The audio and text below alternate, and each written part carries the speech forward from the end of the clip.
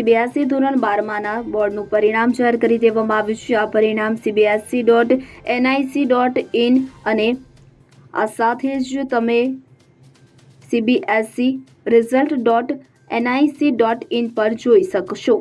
વિદ્યાર્થીઓ CBSE બોર્ડની સત્તાવાર વેબસાઇટની મુલાકાત લઈને પણ પરિણામ જોઈ શકશે। CBSE ધોરણ 12નું પરિણામ ડિજીલોકર, કોડ્સ અને ઉમંગ એપથી પણ ચેક કરી શકાશે। બોર્ડે આપેલી માહિતી અનુસાર આ વર્ષે ધોરણ 12માં 16,33,730 વિદ્યાર્થીઓએ રજીસ્ટ્રેશન કરાવ્યું હતું, જેમાંથી 16,21,224 પરીક્ષા આપી હતી અને 14,26,420 વિદ્યાર્થીઓ પાસ થયા હતા। ધોરણ 12માં એકંદરે પાસ થવાથી ટકાવારી 87.98% રહી છે, જે ગયા વર્ષના 87.33%થી વધુ છે। Bureau report CN24 news.